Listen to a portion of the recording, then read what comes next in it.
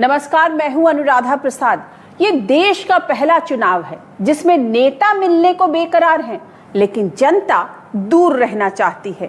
Mobile पर रैलियों के मंच सज रहे हैं। रोड शो की जगह सोशल मीडिया शो ने ले ली है। बिहार ने तो कम से कम ऐसे चुनाव के बारे में कभी नहीं सोचा था। कोरोना काल में चुनाव का रंग नहीं है, लेकिन राजनीति की रफ्तार वही है। चुनाव का रंग जमाने वाले लालू प्रसाद यादव भी इस बार बिहार से बाहर हैं। आरजेडी की लालटेन थामे तेजस्वी अपने जीवन की सबसे बड़ी लड़ाई लड़ रहे हैं। दूसरी तरफ नीतीश कुमार 15 साल के राज के बाद भी एक और पारी जीतने के लिए ताल ठोक रहे हैं। चुनाव वर्चुअल है, लेकिन सीटों का झगड़ा इस बार भी एक्चुअल है। देश के लिए वर्चुअल चुनाव का यह पहला तजुर्बा है, लेकिन क्या आपने सोचा है कि बिहार के लोगों का तजुर्बा तब कैसा हुआ होगा जब पहली बार वो आजाद भारत में वोट डालने गए थे? तब बिहार की राजनीति कैसी थी? क्या तब भी आज की तरह ही जातिवाद था?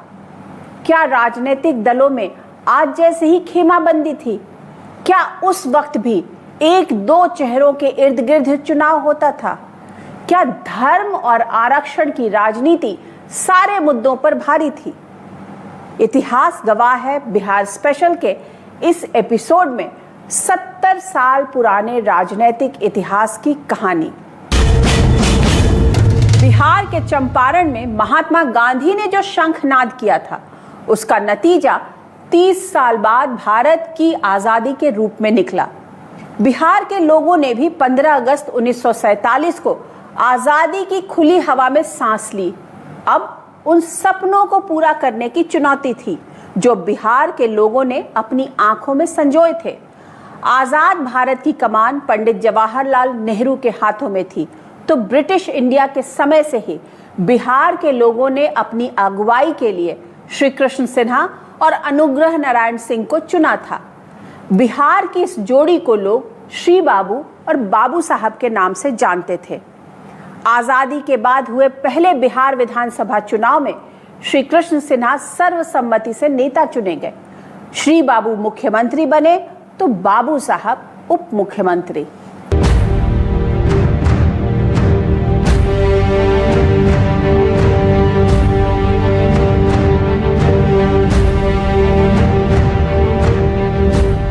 श्री कृष्ण सिन्हा भूमिहार जाति से थे और अनुग्रह नारायण सिंह राजपूत। दोनों ही जातियों के बीच वर्चस्व को लेकर खींचतान कोई नई बात नहीं थी। श्री बाबू और बाबू साहब में भी ठनी रहती थी, लेकिन दोनों ने आपसी खींचतान का जरा भी असर बिहार के विकास पर नहीं पड़ने दिया। होमोजेनस कॉम्पिटिटर थे दोनों एक दूसरे के, लेकिन दोनों एक दूसरे के कॉम्प्लीमेंटरी भी थे। वो एक दूसरे को कॉम्प्लीमेंट भी करते थे। और हालांकि जब पहली बार 1946 में ही, जब आज़ादी से पहले जब प्रांतीय स्तर पर सरकार बनी थी जिसका श्री कृष्ण सिंह ने नेतृत्व किया था, तो तब भी अनुग्रह बाबू उनके साथ थे। और आज़ादी के बाद जब सरकार बनी और श्री कृष्ण सिंह पुनः मुख्यमंत्री बने, तब भी अनुग्रह बाबू उनके साथ थे। हालांकि वे दोनों कॉम्पिटिटर थे, लेकिन उस कंपटीशन की भावना को आजकल की स्थिति वाली उन लोगों ने कभी आने नहीं दिया। बिहार कांग्रेस कमेटी में जाति के आधार पर कई गुट बन चुके थे। बिहार की राजनीति में जाति का असर इस कदर बढ़ चुका था कि पटना में होने वाली खटपट दिल्ली तक पहुंचने लगी।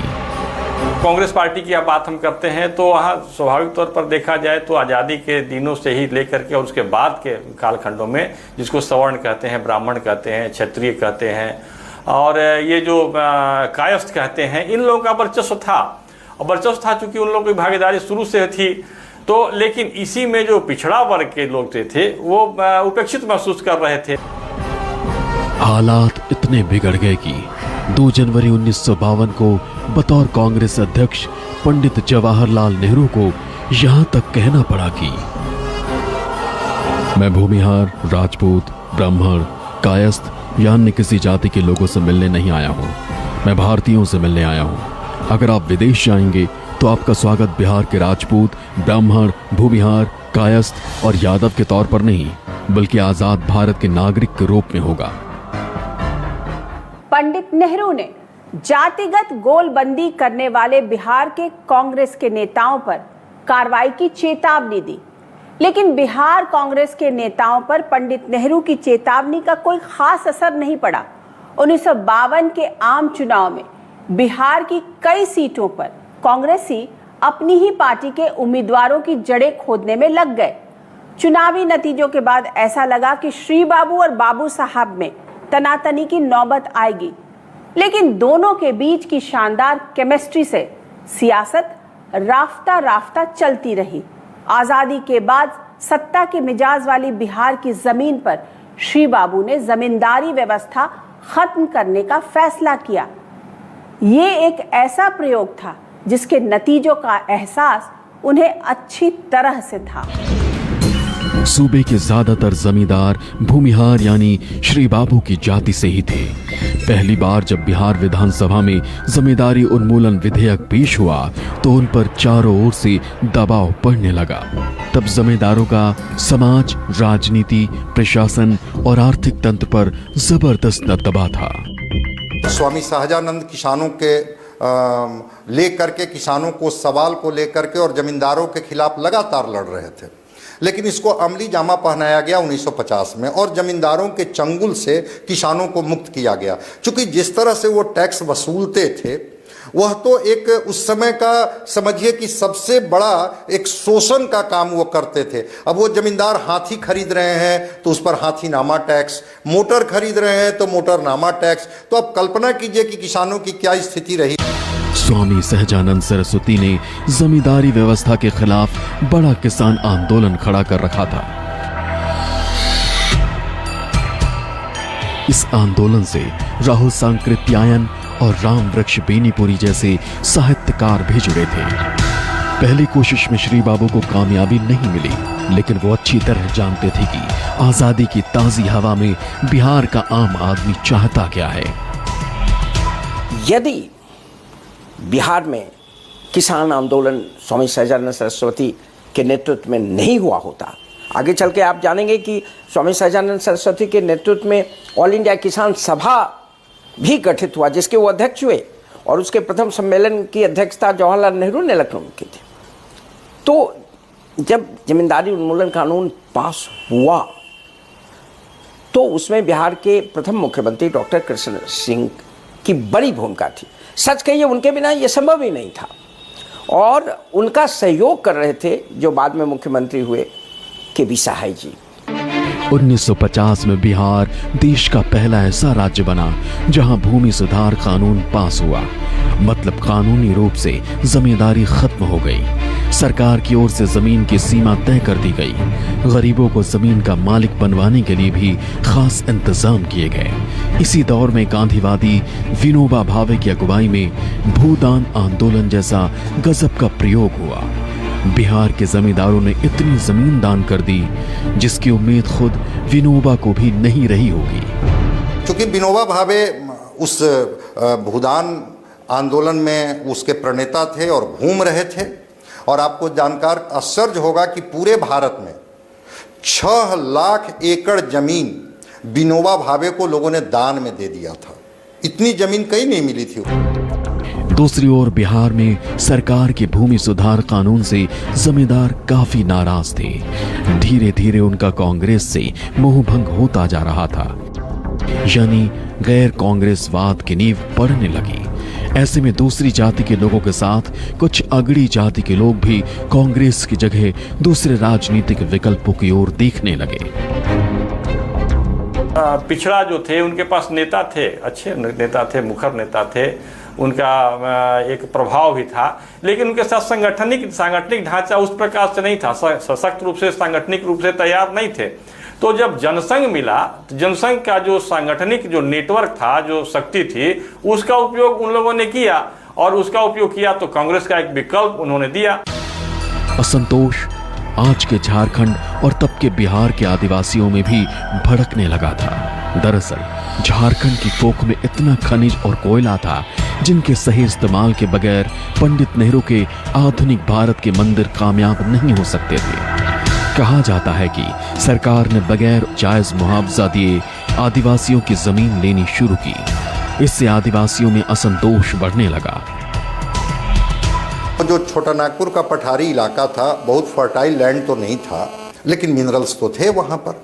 और मिनरल्स जब थे तो उन आदिवासियों को कहा गया कि अगर हम आपकी ज़मीन लेकर के उसमें इंडस्ट्रियलाइजेशन करते हैं तो आपको हम उसका मुआवजा भी देंगे और आपके बच्चों को रोज़गार भी देंगे।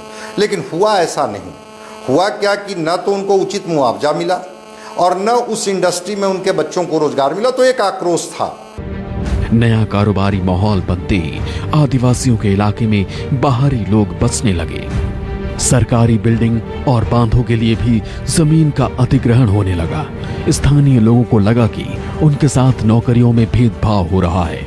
ऐसे में सियासी स्तर पर 5 मार्च 1949 को जयपाल सिंह मुंडा की अगुवाई में झारखंड पार्टी का जन्म हुआ, जिसने आजादी के बाद हुए पहले आम चुनाव में ही अपनी दमदार मौजूदगी दर्ज करवाई। सरायकेला खरसावा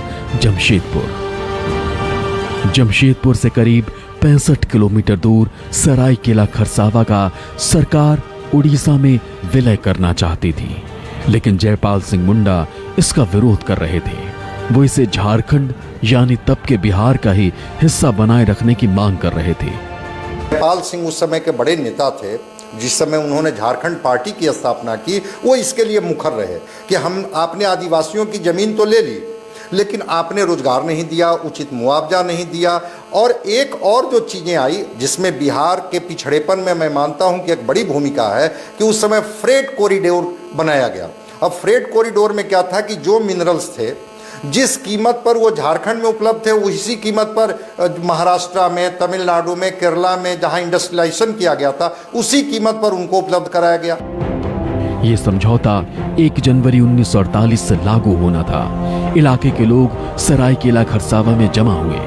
उड़ीसा मिलिट्री पुलिस के जवानों ने प्रदर्शनकारियों पर स्टीन गन से फायरिंग शुरू कर दी। राम मनोहर लोहिया ने कहा था कि ये जालियांवाला बाग हत्याकांड है।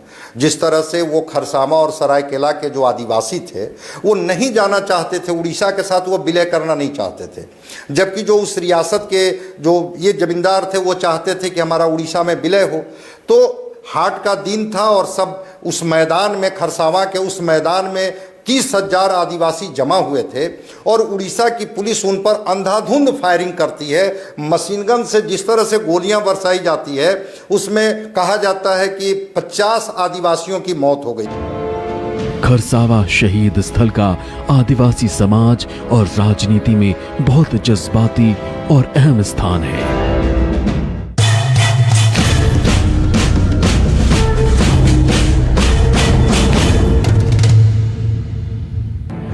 72 साल पहले सरायकेला खरसावा में आदिवासियों पर हुई फायरिंग को आजाद भारत के जलियांवाला बाग कांड के नाम से भी जाना जाता है। पुलिस की इस फायरिंग में कितने लोग मरे, इसका सही रिकॉर्ड आज तक सामने नहीं आया है। सरायकेला खरसावा में हुए गोलीकांड की यादें लोगों के जहन से धुंधली पड़ने लगी। दूसरी ओर नए बिहार को गढ़ने का काम तेजी से चल रहा था और आर्थिक विकास के साथ सामाजिक समानता और समरसता लाने की बड़ी चुनौती भी खड़ी थी।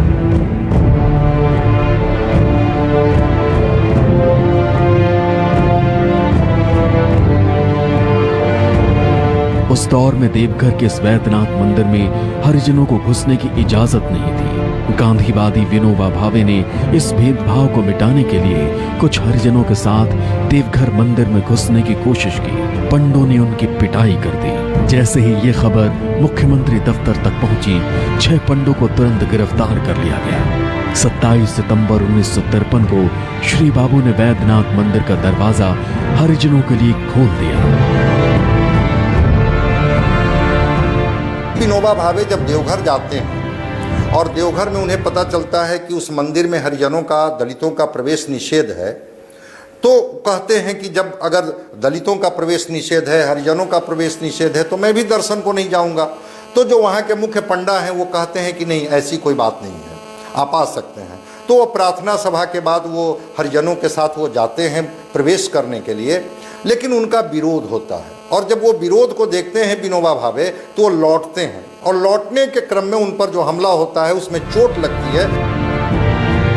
बिहार की अर्थव्यवस्था का मिजाज आजादी के समय भी खेती वाला था और आज भी है। पहली पंचवर्षीय योजना में बिहार सरकार का पूरा जोर खेती के मोर्चे को दुरुस्त करने पर रहा। बिहार के तत्कालीन कृषि मंत्री अनुग्रह नारायण सिंह को डेनमार्क और नॉर्वे भेजा गया, जिससे कम जमीन में ज्यादा पैदावार के फंडे को अच्छी तरह समझा जा सके, जिससे सूबे में खेती की तस्वीर में बड़ा बदलाव किया जा सके। श्री बाबू थे, अस्थायी सरकार थी 16 वर्षों तक। उसी समय बिहार में जितने जो औद्योगिक विकास थे, चाहे वो बोकारो को ले लीजिए या बरौनी को ले लीजिए, जो भी औद्योगिक विकास हुए थे उसी कालखंड में होते हैं। लेकिन जब अस्थायी मुख्यमंत्री होते हैं, कमजोर मुख्यमंत्री होते हैं, केंद्र के इशारे पर केवल गलत सही निर्णय लेने वाले जब मुख्यमंत्री होते हैं, तो बिहार का विकास थम जाता है। और बिहार का जो को जिस रूप में होना चाहिए था, इसका जितना गौरवशाली अतीत रहा है, उस रूप में बिहार को विकसित नहीं किया जा सकता। आधुनिक बिहार के दो इंजीनियर्स यानी श्री बाबू और बाबू साहब ने सूबे के विकास के लिए ऐसी मजबूत नींव तैयार की जिससे औद्योगिक विकास के लिए सही माहौल मिल सके। कांग्रेस पार्टी जो शुरुआती दौर में, खास करके सिन्हा का जो रेजिम था शुरुआती दौर, जिसमें बिहार में बड़े मैसिव लेवल पर काम हुआ, जितने बड़े प्रोजेक्ट्स थे शुरू हुए, थर्मल प्रोजेक्ट शुरू हुए, इरिगेशन का बड़ा प्रोजेक्ट शुरू हुआ, रिवर वैली प्रोजेक्ट सारे शुरू हुए उस फेज में, बरौनी का जो इंडस्ट्रियलाइजेशन है उस फेज में हुआ था। तो ये पूरा जो पीरियड था, इसमें बड़े बड़े काम हुए। इस दौर में कोसी, चांचन और दामोदर घाटी जैसी परियोजनाएं भी शुरू हुई। कृषि क्षेत्र में नए प्रयोग के लिए कृषि महाविद्यालय खोलने पर जोर दिया गया। बिहार के विकास को रफ्तार देने में एक शख्स और अहम किरदार निभा रहा था, कृष्ण बल्लभ सहाय। बटाईदारी और जमींदारी उन्मूलन, भू हदबंदी तय करना, गरीबों के बीच जमीन का बंटवारा, गरीब किसानों की सहायता जैसे बड़े काम को जमीन पर उतारने में केबी सहाय ने बड़ी भूमिका निभाई। बिहार में बड़े उद्योग लगाने का श्रेय भी काफी हद तक केबी सहाय को जाता है। बरौनी रिफाइनरी, हटिया में HEC plant, Bokaro steel plant, Barauni fertiliser plant, Barauni thermal power plant, Maithon जल विद्युत प्लांट, सिंदरी का खाद कारखाना और करगली कोयला वाशरी जैसे बड़े कारखानों की नींव पड़ी। केबी सहायक ने काफ़ी इस पर इंडस्ट्रियलाइजेशन के पूरे बिहार के इंडस्ट्रियलाइजेशन में खास करके आप देखें तो रांची में HEC या फिर बरौनी का जो अगर आप कारखाना देखें, और उस तरह से वो काफ़ी उनका इसमें कंट्रीब्यूशन था बिहार के इंडस्ट्रियलाइज, क्योंकि खुद भी वो साउथ बिहार से ही आते भी थे, और लेकिन वो वैसे भी जो उनकी रुचि थी इंडस्ट्रियलाइजेशन में, उनका बहुत बड़ा कंट्रीब्यूशन था बिहार। तब बिहार विकास के हाईवे पर टॉप गियर में दौड़ रहा था।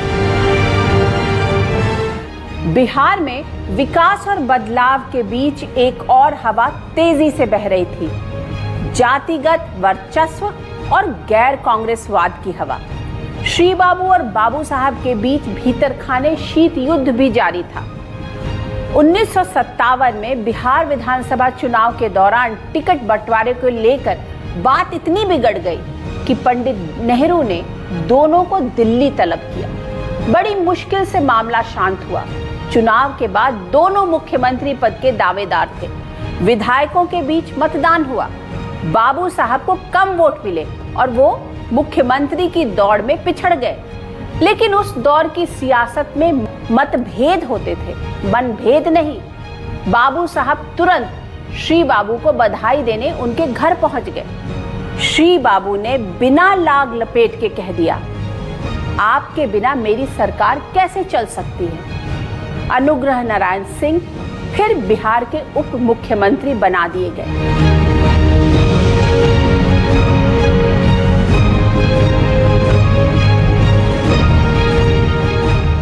बिहार की सियासत तेजी से बदल रही थी। अब बात सिर्फ राजपूत और भूमिहारों के बीच सत्ता को लेकर वर्चस्व की नहीं थी। दूसरी जातियां भी धीरे धीरे पटना की ओर देखने लगी थी। बिहार में नई तरह की राजनीति तेजी से आकार ले रही थी। 1957 विधानसभा चुनाव के बाद राजनीति से संन्यास ले चुके जयप्रकाश नारायण ने श्री कृष्ण सिन्हा को लिखा। महेश प्रसाद सिन्हा और केबी सहाय दोनों चुनाव हार गए। सहाय को कुछ नहीं मिला, पर महेश बाबू राज्य के खादी बोर्ड के अध्यक्ष बना दिए गए। उन्हें सरकारी बंगला दे दिया गया। बाद में वो प्रदेश के खजांची भी बनाए गए। दूसरी ओर तमाम सेवाओं के बावजूद केबी सहाय आज कुछ भी नहीं है। जयप्रकाश नारायण ने पत्र में ये भी लिखा कि सूबे में जातीयता ने खतरनाक स्वरूप ग्रहण कर लिया है। दरअसल 1957 में केबी सहाय और महेश प्रसाद सिन्हा दोनों चुनाव हार गए। महेश प्रसाद सिंह भूमिहार जाति से थे और केबी सहाय कायस्थ। जातिवाद का आरोप सीधे सीधे श्री बाबू पर लगा। ऐसे में उन्होंने जीपी को जवाब में लिखा, आप बाजार की गपशप पर विश्वास करते हैं। आपके पत्र में यह संकेत है कि आप महेश बाबू को नीचा करने की और केबी सहाय को उठाने की कोशिश कर रहे हैं। मैंने तो वर्षों तक कृष्ण बल्लभ बाबू को ऐसे पद पर रखा जिसका महेश बाबू सपना भी नहीं देख सकते। भूमिहारवाद का आरोप भी गलत है। श्री कृष्ण सिन्हा की सियासत का अपना अंदाज था। श्री बाबू बिना लाग लपेट के अपनी बात पूरी ठसक के साथ कह देते थे। लोगों के हित से जुड़े बड़े और कड़े फैसले लेने में उन्हें जरा भी हिचक नहीं होती थी। वो साल था 1961 का और तारीख थी 31 जनवरी। इसी दिन श्री बाबू ने आखिरी बार सांस ली। उनकी मौत के बाद राजपूतों ने बिहार की गद्दी पर दावा ठोका। बिहार के दूसरे मुख्यमंत्री के तौर पर दीप नारायण सिंह ने शपथ ली, लेकिन सत्ता में सिर्फ 17 दिन ही रह पाए। भूमिहार और राजपूतों के बाद बारी आई ब्राह्मणों की। विनोदानंद झा मुख्यमंत्री की कुर्सी पर बैठे। सत्ता के जोड़ तोड़ और जातीय गोलबंदी के बीच कांग्रेस का ग्राफ तेजी से नीचे गिर रहा था। सोशलिस्ट पार्टी की हार के बाद जयप्रकाश नारायण ने राजनीति से किनारा कर लिया था। ऐसे में बिहार की सियासी जमीन पर फिसलन काफी बढ़ गई थी, जिसमें कांग्रेस के लिए पैर टिकाए रखना मुश्किल हो गया था।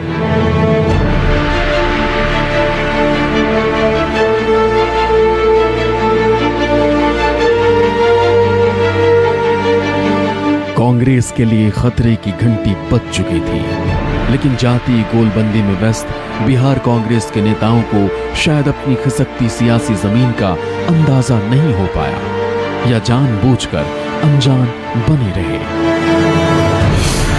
आजादी के बाद बिहार में हुए पहले विधानसभा चुनाव में जहां कांग्रेस को 239 सीटें मिली, वहीं 1957 में घटकर 210 पर पहुंच गई, तो 1962 में आंकड़ा गिरकर 185 पर पहुंच गया। 1962 में हुए विधानसभा चुनाव के बाद विनोदानंद झा फिर से बिहार के मुख्यमंत्री की कुर्सी पर बैठे, लेकिन 1962 में चीन के हाथों भारत की हार ने केंद्र को कमजोर बना दिया। कांग्रेस में नई जान फूंकने के लिए के कामराज ने पार्टी नेताओं से सरकार में अपने पद छोड़ने का सुझाव दिया, तो विनोदानंद झा ने भी मुख्यमंत्री की कुर्सी छोड़ दी। मुख्यमंत्री पद के नए दावेदारों में केबी सहाय और वीरचंद पटेल आमने सामने थे। ये पहला मौका था जब कांग्रेस में किसी पिछड़ी जाति के नेता ने मुख्यमंत्री पद पर दावा जताया हो। उससे पहले पिछड़े समुदाय से सिर्फ पटेल ही 1957 से 1962 तक कैबिनेट मंत्री रहे। सहाय की किस्मत ने साथ दिया और उन्हें सरकार बनाने का मौका मिला। उनकी सरकार में पिछड़ी जाति के राम लखन सिंह यादव, वीरचंद पटेल और सुमित्रा देवी को जगह मिली। पिछड़ी जातियों के सोशलिस्ट पार्टियों की तरफ बढ़ते झुकाव को कांग्रेस भांप चुकी थी। केबी सहाय के दौर में सूबे का बहुत विकास हुआ, कई परियोजनाएं शुरू हुई, उन पर भ्रष्टाचार के गंभीर आरोप भी लगे। जांच के लिए अय्यर आयोग बैठाया गया। आयोग ने जांच में आरोपों को सही माना। बिहार एक ऐसी सियासी प्रयोगशाला बन चुका था जिसमें सत्ता के लिए नए नए किरदार अपने अपने हिसाब से केमिकल मिला रहे थे। और उसके नतीजों पर पूरे देश की नजर टिकी हुई थी। आजादी के 20 साल बाद ही बिहार में सत्ता सवर्णों के हाथ से निकलकर ओबीसी के हाथों में पहुंच गई। इतिहास गवाह है कि इस एपिसोड में बस इतना ही। कल आपको बताऊंगी बिहार में कैसे बनी पहली गैर कांग्रेसी सरकार। तब तक के लिए मुझे दीजिए इजाजत और आप देखते रहिए निष्पक्ष खबरों के लिए और सटीक विश्लेषण के लिए न्यूज़ 24। नमस्कार।